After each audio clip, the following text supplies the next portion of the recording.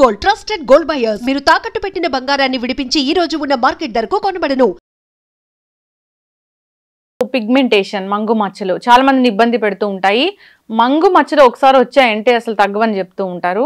So ఏదో పైపైన lightning creams రాయడం వల్ల అప్పటికప్పుడు రిలీఫ్ మాత్రమే ఉంటుంది, లైట్ అవుతూ ఉంటాయి, కానీ మళ్ళీ యథాస్థాయికి వస్తాయి ఎప్పుడైతే మనం మానేస్తామో. అయితే దీనికి న్యాచురోపతి వైద్య విధానంలో చాలా చక్కటి ట్రీట్మెంటే ఉంది. వివరాలు తెలుసుకుందాం. ఈరోజు మనతో పాటు ఉన్నారు ప్రముఖ న్యాచురోపతి వైద్యులు డాక్టర్ జ్యోత్స్న పులిపాటి గారు. మేడం నమస్తే అండి. నమస్తే అండి. మ్యామ్, చూస్తే కనుక ఈ మంగు మచ్చలు చాలా మందిని ఇబ్బంది పెడుతుంటాయి.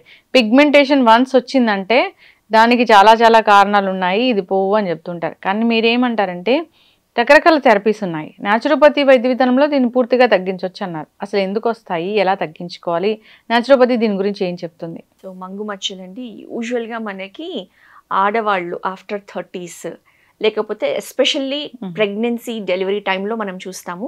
లేదు అని అంటే మెనోపాజల్ ఫేజ్లో చూస్తూ ఉంటాం అనమాట. సో ఈ మంగు మచ్చల్ని మెలాస్మా అంటాము.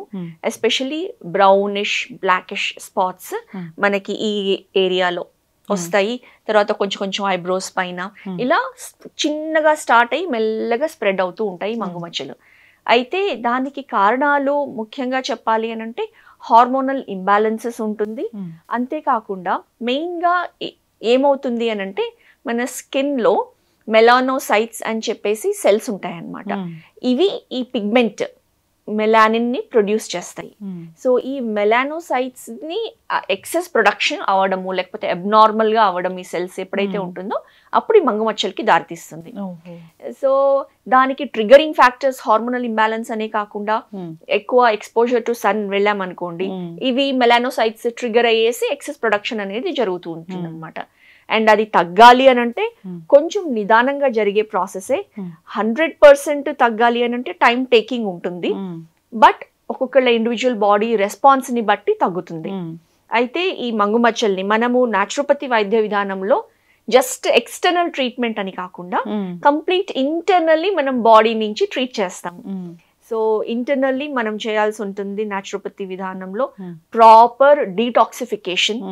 సో అది డైటరీ మేనేజ్మెంట్తో ఎటువంటి డయట్ తీసుకొని క్లెన్జింగ్ డయట్ అనేది తీసుకోవాల్సి ఉంటుంది అనమాట.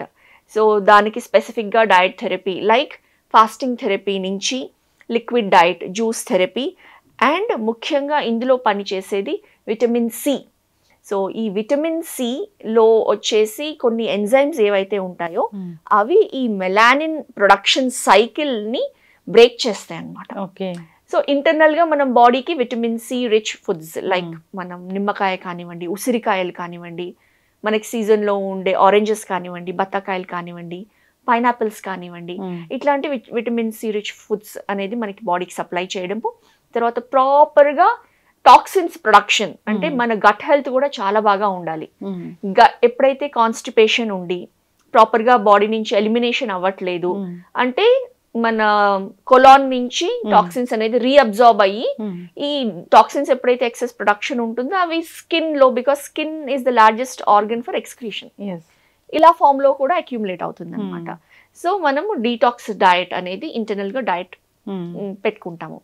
నెక్స్ట్ ఎక్స్టర్నల్ గా, అంతేకాకుండా ఎక్స్టర్నల్ గా వచ్చేసి సమ్ రెటినాల్ బేస్డ్ కానివ్వండి, న్యాచురల్ లైక్ లైకోపీన్ అనేది మన టొమాటోలో ఉంటుంది, అది అప్లికేషన్ చేస్తే కూడా ఎక్స్టర్నల్ గా it will help lighten the spots అన్నమాట.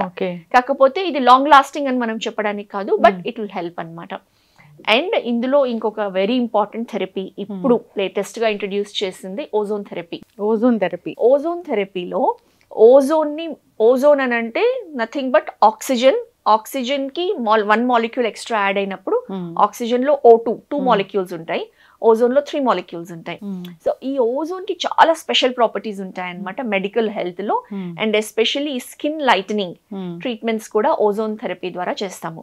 సో ఈ ఓజోన్ లో మనము విటమిన్ సి అనేది యాడ్ చేసి డైరెక్ట్ గా ఐవి ద్వారా మనము బ్లడ్ లో ఎప్పుడైతే ఇస్తామో ఈ పిగ్మెంటేషన్ అనేది చాలా బాగా తగ్గుతుంది.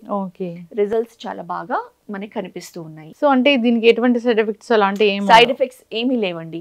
సో ఎస్పెషల్లీ నేచర్ క్యూర్లో మనం యూజ్ చేసే ఈ థెరపీస్, ఈ ఓజోన్ థెరపీ కానివ్వండి, ముఖ్యమైనది ఏంటంటే కాంప్లికేషన్స్ లేవు, సైడ్ ఎఫెక్ట్స్ లేవు, మనం ఏ ఎక్స్టర్నల్ మెడికేషన్ యూజ్ చేయట్లేదు. కాబట్టి మన బాడీ హీలింగ్ సిస్టమ్, మన బాడీలో ఉన్న టాక్సిన్స్ని ఎలిమినేట్ చేయడము, అండ్ ఈ ఓజోన్ ప్రత్యేకత ఏంటంటే ప్రతి సెల్లోకి వెళ్తుంది.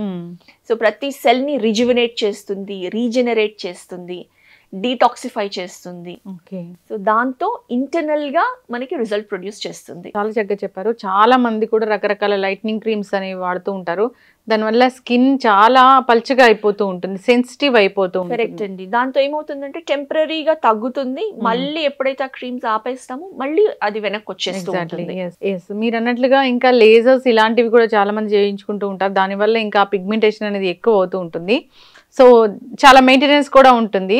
అయితే మీరు చెప్పినట్లు ఈ ఓజోన్ థెరపీ అనేది చాలా చక్కగా పనిచేస్తుంది, సెల్ రిజువనేట్ అవుతుంది. అంతేకాదు ఈ సి విటమిన్ కూడా ఇస్తారు కాబట్టి అది ఇంకా తగ్గడానికి ఛాన్స్ అనేది ఉంటుంది. సో ఇంటర్నల్ గా మీరు తీసుకోమనేది కూడా సి విటమిన్ తీసుకోమని చెప్తూ ఉంటారు. అవునండి. అయితే మన లైఫ్ స్టైల్ చేంజ్ అవ్వడము, ఇలాంటి కారణాల వల్ల సరైన ఆహారాలు తీసుకోకపోవడం వల్ల సి విటమిన్ అబ్జార్ప్షన్ అనేది చాలా తక్కువ అయిపోయింది. అవునండి. సో ఈ విధంగా డైరెక్ట్ గా సి విటమిన్ అనేది ఒక్కొక్కసారి అవసరం అవుతుంది. దాన్ని మీరు ఐవి ద్వారా ఇస్తామని చెప్తూ ఉన్నారు.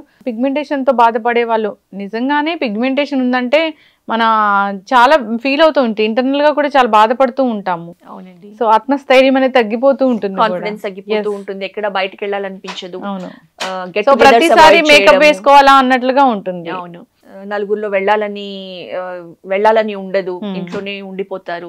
సో అన్ని విధాల వాళ్ళని మనిషిని కుంగ తీసేస్తూ ఉంటుంది. క్రీమ్స్ వాడాలి అంటే జీవితాంతం వాడాలి, దానివల్ల సైడ్ ఎఫెక్ట్స్ వస్తాయి, స్టెరాయిడ్స్ ఉంటాయి, ఇలా కూడా బాధపడుతూ ఉంటారు. ఒకసారి అలాంటి వాళ్ళు కాంటాక్ట్ చేయాలని కోరుకుందాం. చాలా చక్కటి ఇన్ఫర్మేషన్ మ్యామ్, ధన్యవాదాలు. నమస్తే అండి.